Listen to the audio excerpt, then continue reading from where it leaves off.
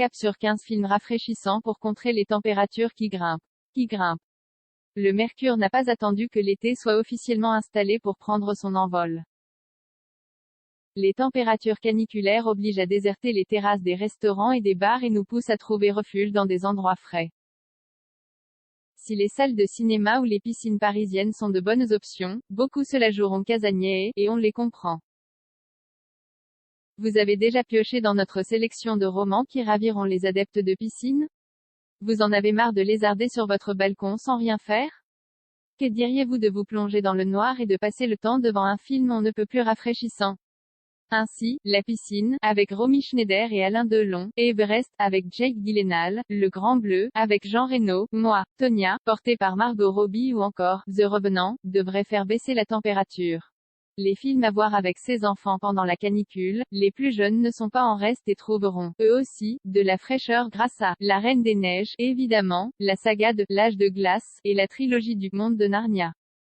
Petits et grands pourront également s'émerveiller devant La Marche de l'Empereur, et rire grâce à Rasta Rocket. Il ne vous reste plus qu'à vous armer d'une délicieuse glace et choisir votre programme. La piscine. Face aux températures estivales, on ne refuse pas un après-midi à se prélasser au bord d'une piscine. Surtout si c'est en compagnie de Romy Schneider, Everest. Inspiré d'une histoire vraie, Everest aura au moins le mérite de nous donner quelques sueurs froides.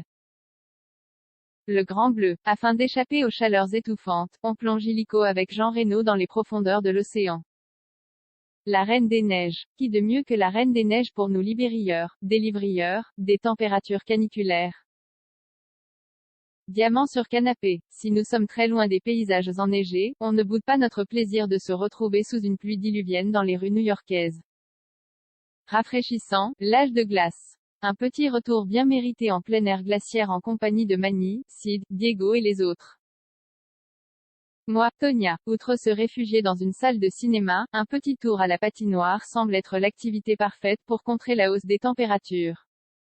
Alors ni une, ni deux, on enfile ses patins et on rejoint Margot Robbie sur la glace.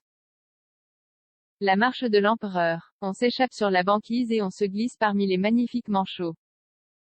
Si la glace devrait faire descendre les températures, la beauté du long-métrage de Luc Jacquet réchauffe tout de même les cœurs. Le Monde de Narnia. Impossible d'évoquer des contrées enneigées sans penser à celle du Monde de Narnia. L'univers parfait pour rafraîchir son imagination, les bronzés font du ski. Depuis plus de 40 ans, les envies de poudreuse font forcément penser aux bronzés font du ski. Le film culte de Patrice Lecomte, mené tambour battant par la troupe du Splendide, se savoure comme une délicieuse raclette en haut des pistes. Le jour d'après, face aux chaleurs caniculaires qui s'installent dans l'Hexagone, on envierait presque la Statue de la Liberté emprisonnée par la glace, on a bien dit presque. Rasta Rocket. On ne tergiverse pas longtemps et on saute dans un bobsleigh avec l'équipe jamaïcaine. L'occasion de passer du chaud au froid en un claquement de doigts, The Revenant. On ne rechignera jamais à tenir compagnie à Leonardo DiCaprio, esselé dans ses paysages immaculés et glacials.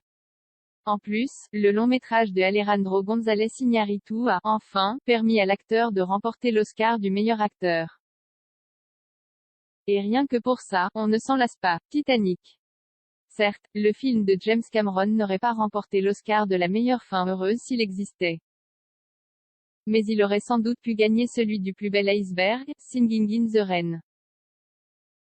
Il n'y a pas que la neige et la glace pour apporter un peu de fraîcheur. Une bonne giboulée peut aussi avoir ses vertus et faire chuter le mercure.